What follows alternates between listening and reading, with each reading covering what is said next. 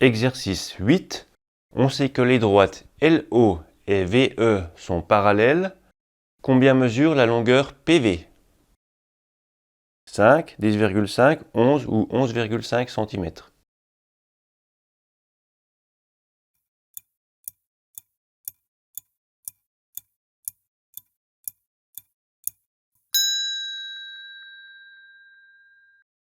Nous sommes dans le cadre d'une figure dans laquelle il y a des droites sécantes coupées par deux droites parallèles.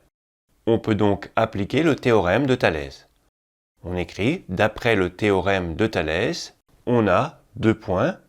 On part du point d'intersection des deux droites qui ne sont pas les deux droites parallèles.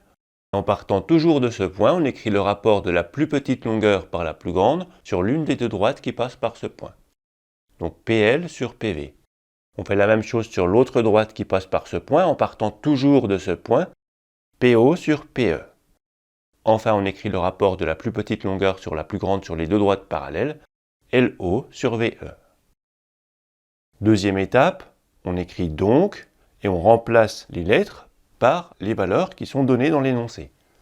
PO, on ne peut pas, PE non plus. Donc on va écrire donc PO sur PE égale PL, par contre on le connaît, 6 sur PV égale 4 sur 7. OL c'est 4, OV c'est 7. Ensuite, on raye le rapport qui ne sert à rien, celui-là on ne va rien pouvoir faire avec.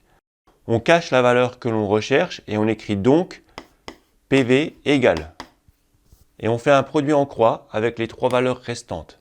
6 fois 7 divisé par 4. On multiplie les nombres sur la diagonale et on divise par le troisième nombre. 6 fois 7 divisé par 4.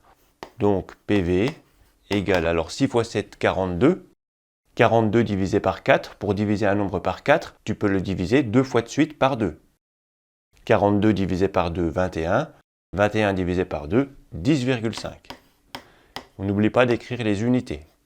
Donc PV égale 10,5 cm.